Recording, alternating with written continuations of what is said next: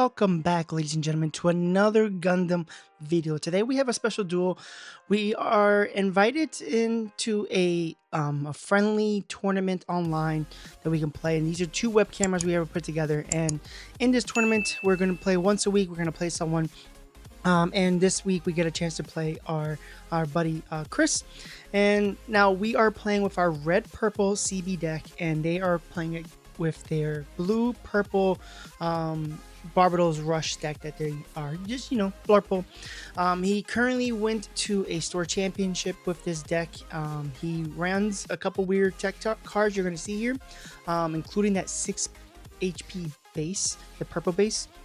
And a few other things you're going to see as well. He got second place, got his invite to NAS, which is really cool. So he decided to choose this deck to play in the tournament. So I'm going to try to record the other videos as I can. We have, just to give you a spoiler, we do have 3 rounds we're going to be uploading. So this is the first round of this. Again, Chris is playing his blue-purple and I'm playing red-purple. With this tournament, it is a friendly tournament with people I know. On top of that, at the very end, whoever wins gets the box of GDO 1. So he goes ahead and he wins die roll, and he's choosing to go second, I believe, on this scenario. And I would try to leave a deck list down below of what I am currently using in this specific deck list of the red purple. I go back and forth with a few cards. Now with this, we do play best of 3 rounds, and we also play sideboard, 10 cards in our sideboard. So just to give you some understanding of what this will be, I'm going to make a playlist specifically for this, whatever I can potentially record. So there will always be best of 3, and on top of that, there will be sideboards here. And I do have sideboards that I don't normally sideboard for my deck because it's always best of 1. But in this scenario, I did make up a sideboard, and I would try to leave it in the deck list down below. Some options that I am currently playing around with to see if it works. So he is going second, and we are going to go first. With going first, I didn't know he was playing blue purple just yet. So this is something I want to make sure that I kind of play as I'm going ready to play against an aggro player. So we're going to go ahead and mulligan this hand, because we really do want to make sure we can get either the Exia, the red Exia, or we get other ways to get the lower units out as soon as possible, because that is going to be very key with dealing with aggro specifically. And obviously I think he knows, and a lot of people know what I normally play, so I didn't want to drop any cards and give away my hint. But it's kind of obvious when you play against me, you're gonna most likely play against a CB deck. It just depends on what kind of color variation. So we go ahead and cut. I asked him how does he want to cut. He told me right in half. So we go ahead and get ourselves situated. He has his shields, and now we're going to try to get ready for ourselves. Again, our main goal is to always have something early on as soon as possible. You want to make sure you get either the 2-1s, you want to get the red Exias as possible, just to deal with aggro. And if you don't have it, either hold it in your hand to confirm you're not dealing with aggro, or 2, put it down as soon as you know is good. He was asking about trying a different special drink, some sort of Fanta cherry drink, and I told him maybe. I'll try it out. The reason we started talking about drinks before, I'm a big fan of the Dr. Pepper coconut cream right now. There's a limited edition. I'm a huge fan of that. So we were talking about drinks, and I gave him a can of that to try out. So he just wanted to see if I wanted to try this out as well. So it's always good to talk about food. Food, I think, brings a lot of people together, and we always have common ground when it talks about food. So with that being said, it is currently time to go ahead and start the duel. And we do some air pounds, and boop, there we go. So we go ahead and get our party started. Draw resource. Again, now I am not playing red-green, so I do not have tactical visionary, so we're going to go ahead and pass on that. Now, by having the aggro player go second, he actually allows him to, obviously, if he drops the 2-1, which he does, allows him to drop a 2-1, but he drops gun tank, which tells me that I might have a good shot. He might not have a lot of good high end for you to drop a gun tank on rip. So that's pretty good. I go ahead and drop a 2-1. We drop the O Gundam. I had someone say, hey, O Gundam is not, it's called the O Gundam, not Zero Gundam. If you type it in, it is 0 in the thing. It's just like you do James Bond is 00, but it's really 007. So in this scenario, we're going to call it the old Gundam because that's what it's supposed to be called. But if you look it up, it is 0 Gundam. Just like 00 Riser. Now, he was playing around with his webcam, and I was trying to adjust him a little bit just to make sure we get everything in play. He goes ahead and attacks me with the 1, which I was actually surprised to see that happen. So we go ahead and draw, and I believe I did have the red Exia, but I did not want to drop it because it wouldn't get the ping, because you need to have 2 out on the field. So we decided to drop the 3-2 Virtue blocker. That's a blocker when there's a CB pilot in play, and wait until he drops another unit so I can go ahead and drop the Exia. I'm pretty confident I did have the red Exia in my hand, but you need to have 2 units on the field or more on your opponent's side for you to get that 2 ping damage. So just trying to figure out if I wanted to put the base down. The base was what I had in my hand, and I wasn't sure if I wanted to drop it right away because he didn't drop anything right now pressing for it. So he only pinged it for 1 with the gun tank, so I might just leave it there. So now I'm expecting him to really go off. This is technically his, this is his 3rd turn, but, he's level 4 right now. So I'm expecting him to drop a lot of stuff here to see, him push really hard. In this scenario, he taps for 1, drops the base. This is that 6 HP base, the new base that came out of GDO4. It's a 6 purple base, but on destroy, both players draw 1 card. Now, obviously, you don't want your opponent to draw a card, but for you, just having that 6 HP base could be very good. On top of that, you do get a draw for yourself as well, so an aggro that could help you get what you need and keep pushing in.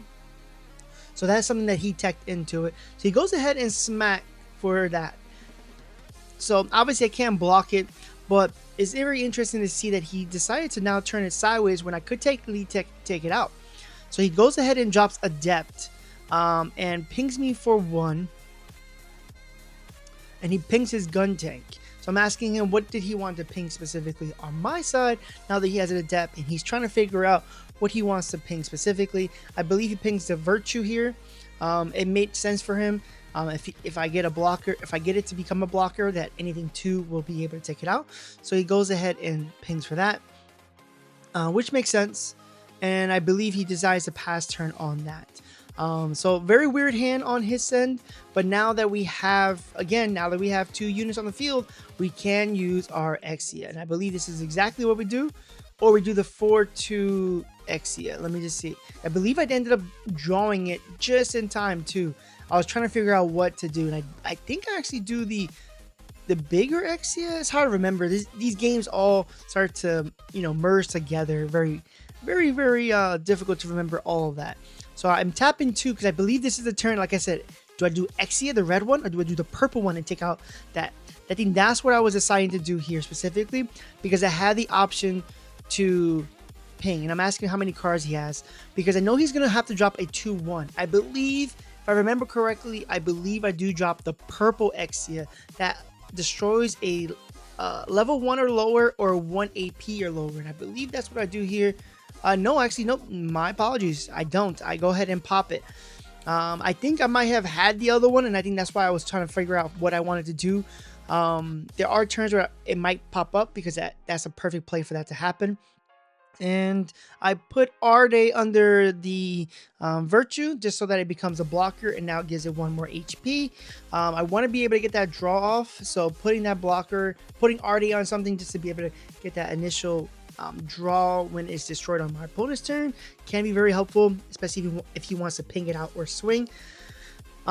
So just trying to figure out here, and I think the reason, I'm pretty confident, guys. I think the reason is I had the purple Exia and I did not want to use it. Okay, so here I put a Hallelujah on this unit because I wanted to smack it for 4 on the base. And he allows it to go through. I wanted to, with my hand, I believe I wanted to actually just put a lot of units and pilots out as much as possible, and allows him to need more than 1 or 2 pings to take out my units as well. So now you're gonna have to ping my virtue 2 more times. You're gonna have to ping my little guy 3 times now, and now it becomes a bigger unit out on the field. And I'm trying to just put a little bit of pressure, and I'm hoping to actually get the break on the base. And this is what I'm deciding here to do. Do I want to break the base and get each other to draw, or do we pass? And in this scenario, we're gonna pass. I was thinking about breaking the base. I put the die at 4 so he sees it. And I'm trying to have better etiquette on webcams, because webcams are not something I normally do.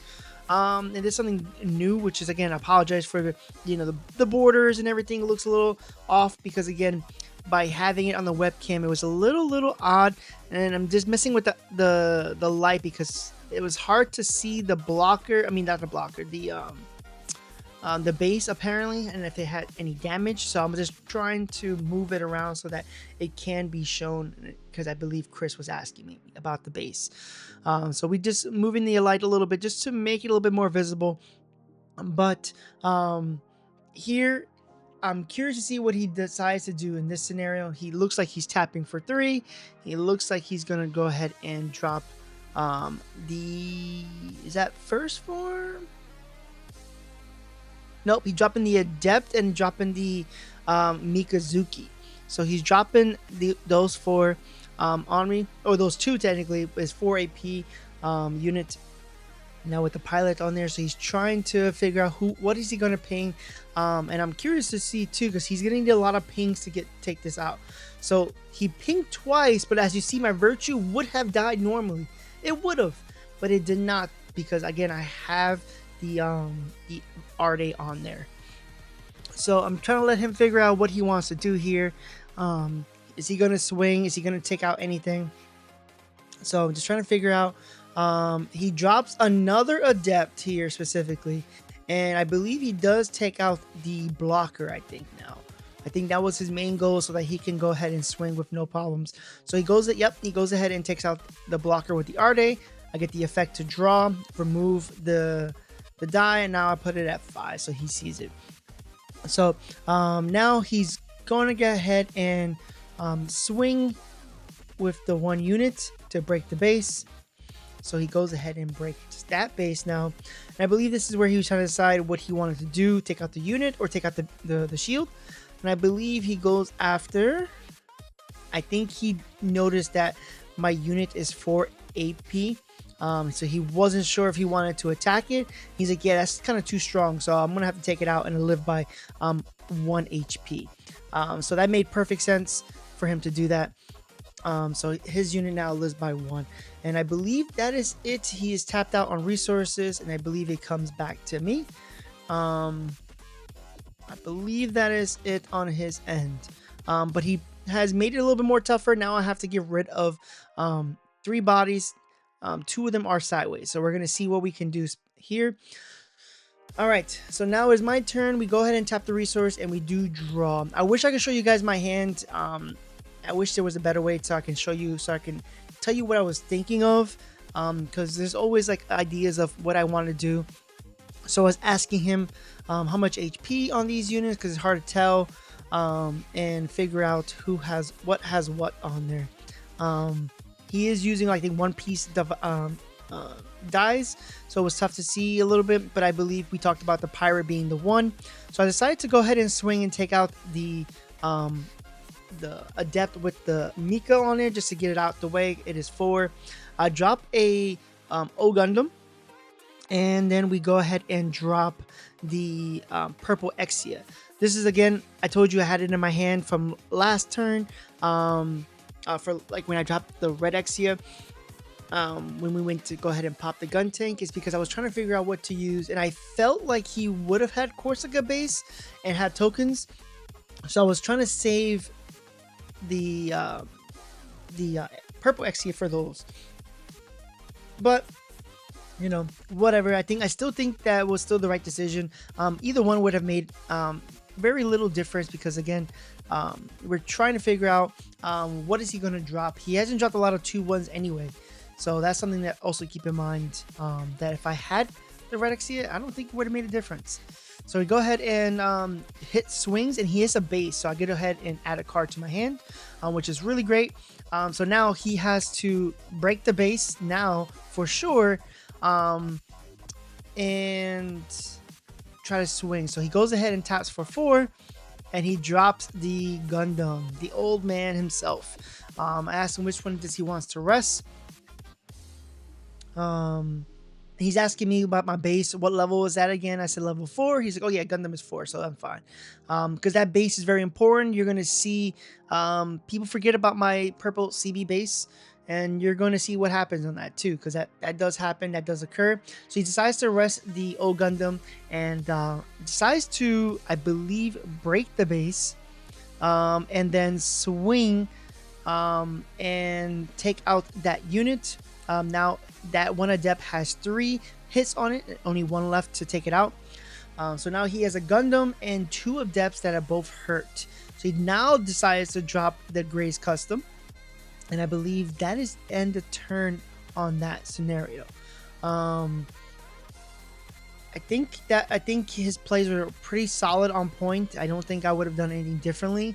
Thinking about that, you want to get the base out the way, because then your units can turn sideways, even though technically the adepts would be able to, because the adept would be strong enough. So we drop a 3-1 virtue, which is the 3 AP 1 HP, very risky. And we drop the adept, not the adept, the Eins, to go ahead and do 2 damage to everything on the field, including in getting rid of his adepts that were hurt. And I told him that don't forget to do 2 damage on your Gundam as well. And this comes very in clutch, especially when your opponent starts to dump the hand onto the field. This can be very helpful, clearing the board and clearing the field. And because they were all weak little weenies, that was perfect time to go ahead and do that. When it comes to Eins, I've decided to throw this 3-1 virtue in the deck because he asked how many cards I had in my hand. I forgot to put the die. But the 3-1 virtue actually comes in clutch sometimes, because there's times where I have either the old Gundam and the virtue, the 3-1, and Eins, and I could drop both of those units at the exact same time and on the same turn as Eins before I drop Eins, to be able to turn them both sideways so I can get that ping off. So it can be very helpful that it's only a 1 cost on that scenario, on turn 6 specifically. So he decides to drop the base, and he puts the Corsica, so we don't get the draw here specifically, because he replaced his base, so we don't get the draw because it's not destroyed. And then he does the Corsica, and I reminded him, hey, don't forget your token.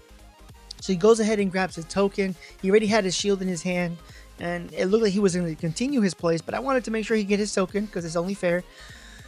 So he got his 4-2 tokens, and then he drops another Gundam here specifically.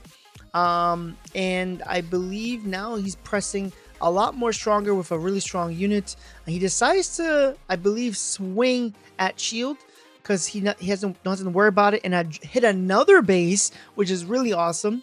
Again, this base does not matter even against tokens, so keep that in mind. Like his Tallgeese token can swing at it, so that's something to keep in mind as well. Now that 5 on his turn token can break that base, so we have to get rid of this as soon as possible.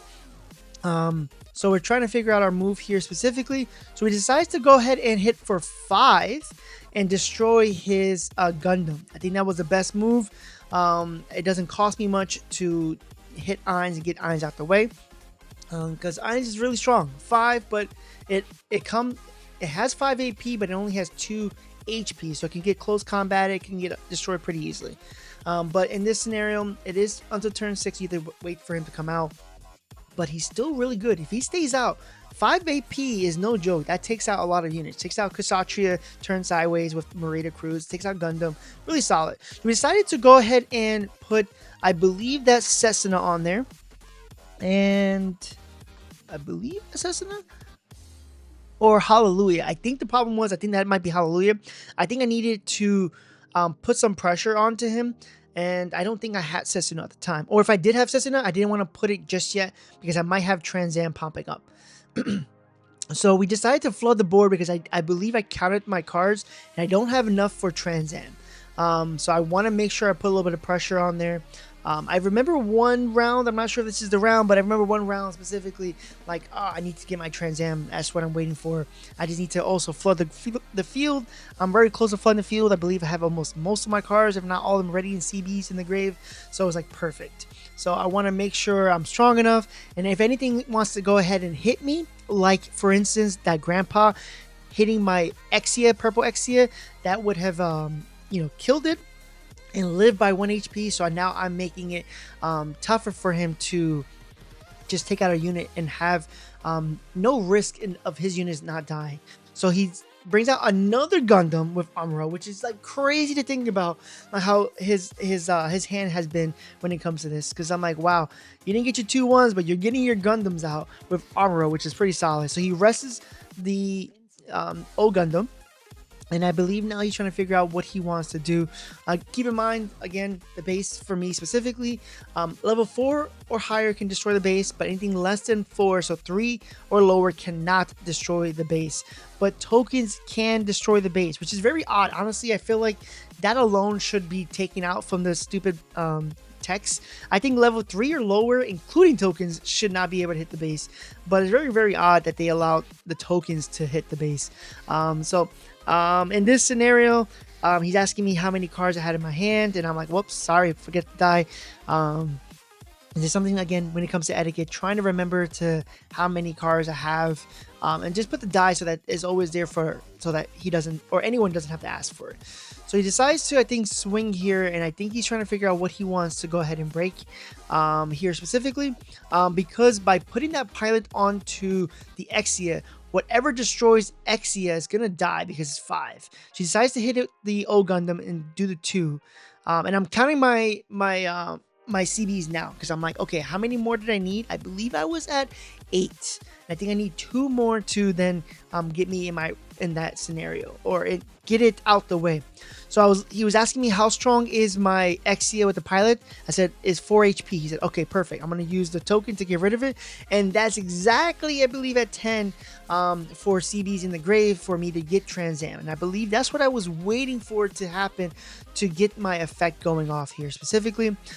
So he goes ahead and now swings to get rid of the Virtue, which gives him 3 hits on there, and then he's gonna, I believe, flood the field. I think, let me see what he does here. Let's see what he does. He puts the that striker unit from the Destiny that you get to rest a unit. He takes a ping, but you have to rest a unit. But there's no way he's going to be able to take it out. So that allows me not to worry about it. So he goes ahead and repair 2. I believe now, yep, his 1 Gundam with the pilot is now at 4 HP. So unfortunately, can't use my Virtue. Just go ahead and swing at it. So I believe, like I said, I'm trying to figure out here. I believe I do have... I believe I had Trans Am here specifically, but in this scenario, I think I needed something else. I think I needed something else with my Trans Am, either Cessna or something. I needed the other piece to like finish this off. So that's why I decided to put the GN Armor Type E, the blocker, and link it with Hallelujah. And I believe that was one of my issues. It was I drew into 3 Hallelujahs and did not see my Curios LR. I do have Curios LR at 3 in the deck, I believe. I don't like Curios LR late game when you don't have the pilot. He kind of sucks. He just becomes a 1 AP 4 HP unit that has first strike, but again, doesn't do much unless you have Chesson on the board to buff him or something. So it doesn't help if you don't have the pilot. So I believe I cut him down to 3, and I'm looking for him. And I'm trying to figure out the best move. And I think that what I decide to do is I think, take out his grandpa, and I believe I'll be able to grab the draw effect from whatchamacallit?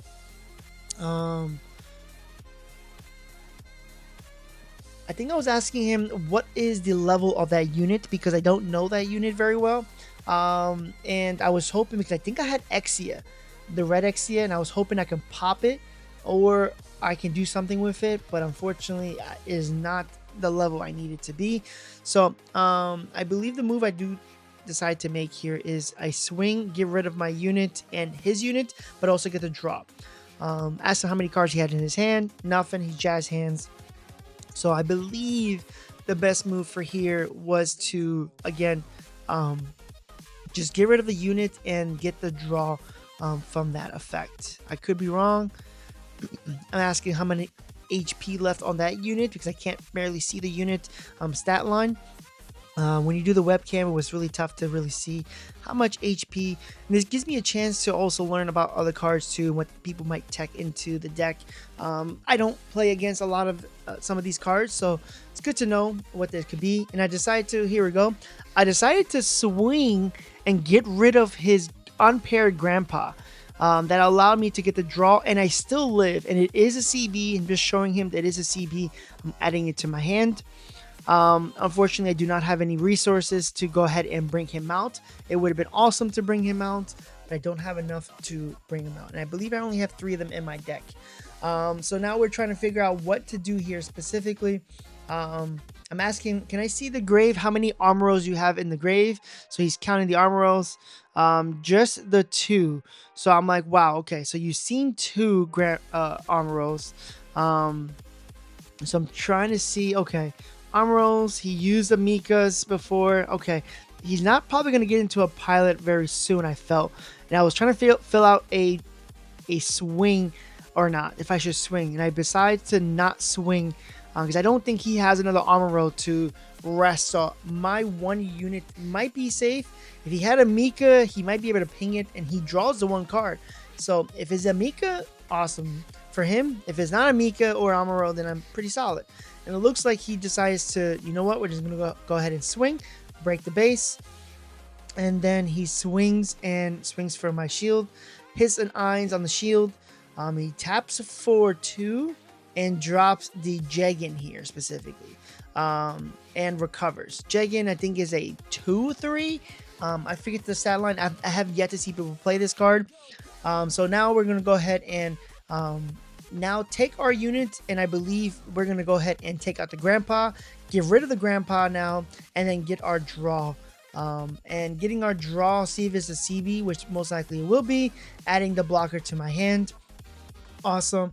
I believe, like I said, I believe I have the Trans Am. I can't see my hand, or it comes up soon. I go ahead and decide to take out his unit.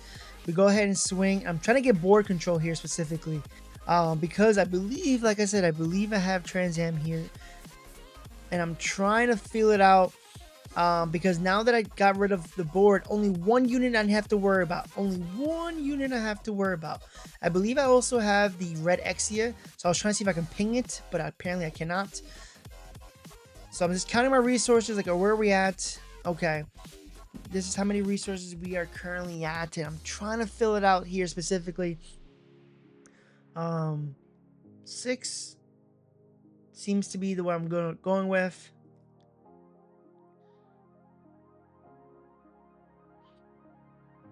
It is a tough decision thinking about what to do here. So he dropped the Trans Am. I think, let's see if this is the problem I had. I remember 1 round. Let's see. I don't think I have the pilot. I think that's the problem I had here. And I wasn't sure if I should have put the blocker down. I have another Trans Am, it looks like. And I don't have anything else to put out on the field. I think I do have the red XC, and I should have probably put that down. I couldn't see my hand. I know we definitely have the GN Armor Type E, but I don't have enough resources to do both the GN Armor and Trans Am. So he decides to swing and pops and asks him, did he get a link at the end? He says, nope. So we're now trying to figure out, it is his turn. Now, with that being said, I could potentially pop this unit, but now I am concerned that he did not draw an Armor Array. Now, this is where decisions could be made better, and obviously we're going to learn that it could have definitely been better. I decided to go ahead and drop units, drop the blocker. Now, I was thinking if I hit suppression and pop, I might give him the pilot. The idea was to not give him the pilot to help him get a link. So I did not want that to happen. I asked how many cards he had in hand, and I said, all right, we're just gonna flood the field. I can't ping you with this, but we're gonna go ahead and drop this. Now I did not want to go ahead and give him the benefit of the doubt, but the move here would have been better for me to use my Trans Am and hit his Dragon up front versus popping the shield. I should have done that, and that is what's gonna cost me the game potentially. I believe this is the round that cost me the game. I should have gone ahead and use that Trans Am to go ahead and swing and got rid of the Jagan, because I believe that's what it ends up deciding to kill me. And he draws the one armor array, which I was surprised he even drew, and then he goes ahead and finished the match here. Again, me thinking about this, I should have gone ahead and just swung at the Jagan, but I didn't think he would have gotten it, and I want my unit to stay up alive because I didn't want to drop another Trans Am and not be able to have board control or finish it lethal next turn. But that would have been the best play to do, was to get rid of the Jagan, because he didn't have he had one first form Barbados in his hand. That's all he had. So he needed either a Mika or something else, and I should have gotten rid of it. But that is it. Round one is over. Chris and his blue purple has won this round.